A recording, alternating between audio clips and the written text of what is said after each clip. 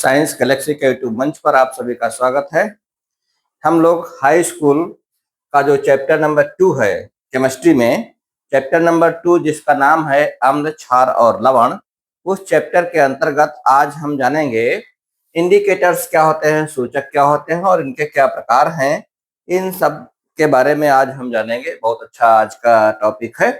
Indicator के बारे में खूब पूछा जाता है बोर्ड परीक्षाओं में और कंपटीशन एग्जाम में भी पूछा जाता है। इसलिए चले चलते हैं और समझते हैं इंडिकेटर्स क्या होते हैं। इस टॉपिक का यह जो दूसरा लेसन है, इसका ये 5वां लेक्चर है आज। तो चलिए समझते हैं, सीधे चलते हैं अपने टॉपिक पर। सूचक, जैसा कि हम जानते हैं सूचक माने सूचना देना। किस बात की सूचना देना? इंडिकेट करना माने सूचना देना। ये अम्ल पदार्थ अम्लीय है या क्षारीय है, इस बात की सूचना देता है। यानी पदार्थ की अम्लीयता और क्षारीयता ज्ञात करने में जिस पदार्थ का हम उपयोग करते हैं उसे हम सूचक कहते हैं। यानी अम्ल क्षार अनुमापन में प्रयुक्त सूचक कार्बनिक यौगिक होते हैं और जो यह बताते हैं कि विलयन अम्लीय है या क्षारीय है। ठीक है, तो इसको परिभाषित हम कुछ इस प्रकार से कर रहे हैं कि अम्ल क्षार अनुमापन में प्रयुक्त सूचक दुर्बल वैद्युत अपघट्य होते हैं। और ये दुर्बल वैद्युत अपघट्य किस प्रकार के होते हैं? सब ऑर्गेनिक कंपाउंड्स होते हैं, कार्बनिक यौगिक होते हैं और इनका अम्लीय माध्यम में एक रंग होता है तथा क्षारीय माध्यम में उससे भिन्न रंग होगा। उन्हीं माध्यम बदलने पर रंग परिवर्तन हो जाता है। तो इसी से हम पता कर लेते हैं कि विलयन अम्लीय है या क्षारीय है। ठीक है, परिभाषा क्या हो गई? अम्ल क्षार अनुमापन में प्रयुक्त सूचक दुर्बल वैद्युत अपघट्य या कार्बनिक यौगिक होते हैं जिनका अम्लीय माध्यम में एक रंग और क्षारीय माध्यम में उससे भिन्न रंग होता है। ये तो हो गई परिभाषा। अब बात आती है कि ये सूचक होते कितने प्रकार के हैं। तो चलिए इनके हम प्रकार समझते हैं। तो पहला है इसमें प्राकृतिक सूचक। तो प्राकृतिक सूचक में हमारे पास तमाम से सूचक हैं जिनमें लाल पत्ता गोभी है, हल्दी है, पिटूनिया है, हाइड्रेजिया है और जेरेनियम जैसे फूलों की पत्तियां। इसके अलावा लिटमस भी होता है। लिटमस का रंग इस बार पूछा गया था कि लिटमस प्राकृतिक रूप से किस रंग का होता है। ये क्वेश्चन पिछली बोर्ड परीक्षा में पूछा गया था। इस चीज को ध्यान रखिएगा, हो सकता है दोबारा फिर पूछ लिया जाए। तो ये किस रंग का होता है? बैंगनी रंग का होता है। ठीक, और कैसे प्राप्त किया जाता है? एक थैलोफाइटा समूह के लाइकेन पौधे से प्राप्त किया जाता है। इस बात को भी ध्यान रखेंगे, हो सकता है अगली बार में ये चीज पूछ ली जाए। ठीक है, इसलिए विशेष ध्यान रखेंगे, लाइकेन पौधे से प्राप्त किया जाता है और प्राकृतिक रंग इसका कैसा होता है? बैंगनी रंग का होता है। इस बात को ध्यान रखेंगे।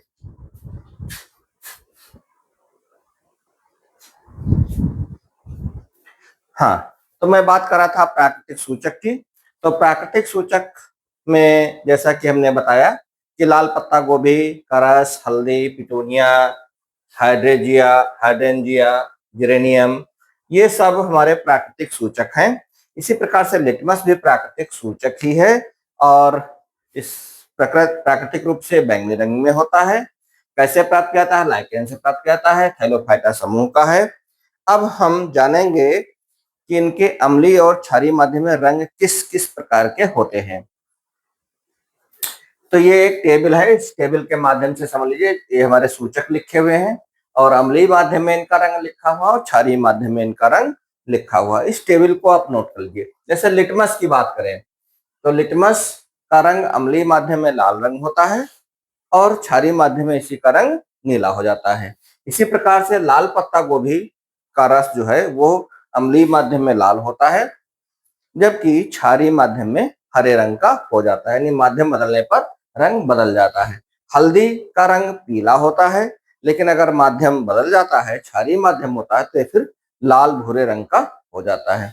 और हाइड्रेंजिया नीले रंग का होता है जबकि क्षारीय माध्यम में किस रंग का हो जाता है? गुलाबी रंग का हो जाता है। तो अम्लीय माध्यम में आपने रंग देखे और क्षारीय माध्यम में रंग देखे। जरा इसको नोट कर लेते हैं जल्दी से, फिर हम लोग आगे बढ़ते हैं।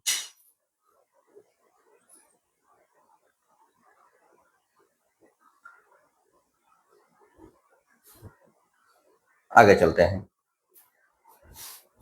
अब बात आती है कि संश्लेषित यानी सिंथेटिक सूचक क्या होते हैं। तो ऐसे सूचक जो प्रयोगशाला में बनाए जा सकते हैं, विभिन्न केमिकल रिएक्शन के थ्रू जो बनाए जाते हैं, उनको हम सिंथेटिक सूचक कहते हैं, यानी संश्लेषित सूचक कहते हैं। और इनमें फिनोल्फ्थेलिन है, मेथिल ऑरेंज है, ये बहुत महत्वपूर्ण है दोनों कंपाउंड, जिनका भी हम प्रयोग करते हैं। तो फिनोल्फ्थेलिन जो है वो कैसा होता है, अम्लीय माध्यम अगर है, यानी अगर विलयन अम्लीय है तो ये रंगहीन रहता है, और अगर विलयन क्षारीय हो जाता है तो एक गुलाबी रंग का होता है। लेकिन अगर विलयन उदासीन है तो फिर ये रंगहीन रहता है। फिर मेथिल ऑरेंज की अगर हम बात करें तो मेथिल ऑरेंज अम्लीय विलयन में लाल रंग का होता है, क्षारीय विलयन में पीले रंग का होता है, और उदासीन विलयन में ऑरेंज रंग का होता है। यह टेबल भी आप लोग नोट कर लें, बहुत इंपॉर्टेंट है ये सारी टेबल्स। नोट हो गया होगा। अब हम लोग आगे बढ़ते हैं। फिर इसके बाद में गंधयुक्त सूचक क्या होते हैं। गंधयुक्त सूचक में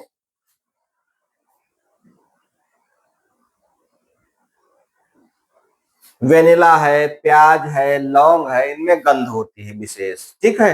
अम्ल या क्षार के साथ में मिलाने पर इनके गंध परिवर्तित होती है। जैसे अगर हम प्याज की बात करें तो प्याज के रस में भीगा हुआ कपड़ा अगर हम ले जाएं और उसको सोडियम हाइड्रोक्साइड के जलीय विलयन में डुबोएं, यानी सोडियम हाइड्रोक्साइड क्या होता है, एक क्षार होता है, तो क्षार के जलीय विलयन में डुबाने पर क्या होता है कि प्याज की गंध गायब हो जाएगी, प्याज की गंध गायब हो जाएगी। लेकिन अगर इसी प्याज को हम क्या करें, HCl के जलीय विलयन में डुबोएं, तो HCl के जलीय विलयन में डुबोने पर प्याज की गंध जो है वो बनी रहती है, यानी कपड़े से प्याज की गंध आती रहती है।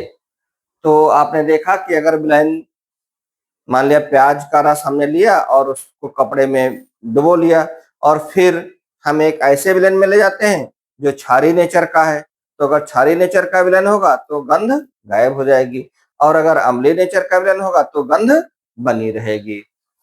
इसी प्रकार से वेनिला की सुहानी खुशबू जो है, अगर उसको हम किसमें डुबोएं, अम्लीय विलयन में डुबोएं तो ये समाप्त हो जाएगी, और अगर क्षारीय विलयन में डुबोते हैं तो समाप्त नहीं होती है, ठीक है। नहीं, सॉरी, उल्टा हो गया। अम्लीय विलयन में वेनिला की खुशबू समाप्त नहीं होती है, जबकि क्षारीय विलयन में खुशबू समाप्त हो जाती है।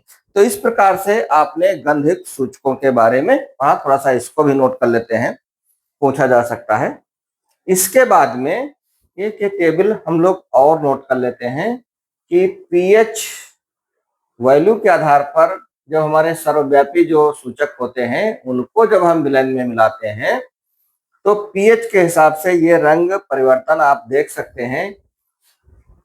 पीएच अगर 0 है तो गहरे लाल रंग का होगा, अम्लीय प्रकृति का होगा, ठीक। और अगर पीएच 1 है तो यही लाल रंग का होगा, अम्लीय प्रकृति ही रहेगी। पीएच 7 से कम पर अम्लीय ही रहेगा ना, इसलिए अगर पीएच 2 है तब भी अम्लीय रहेगा, पीएच का मान अगर 3 है तब भी अम्लीय रहेगा, पीएच 4 है तब भी अम्लीय, पीएच 5 है अम्लीय, पीएच 6 है अम्लीय, पीएच 7 पर उदासीन, फिर 8 से क्षारीय होने लगेगा, तो 8 पर क्षारीय, 9 पर क्षारीय, 10 पर क्षारीय, 11 क्षारीय, 12 क्षारीय, 13 क्षारीय और 14 क्षारीय। तो क्षारीय विलयन में रंग आप देख लीजिए, कोई भी जो हम सर्वव्यापी सूचक लेते हैं उसका रंग कैसा होगा, ये एक टेबल हम नोट कर लेते हैं।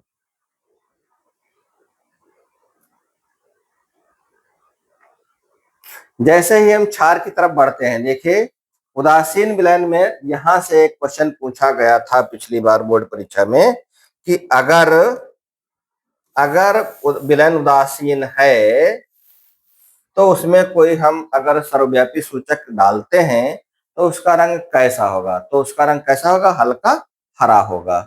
और जैसे ही अब हम क्षारीय की तरफ और बढ़ते जाते हैं, जैसे पीएच 8 हो जाता है तो फिर हरे से धीरे धीरे नीले में कन्वर्ट हो रहा, हरा नीला मिक्स टाइप का।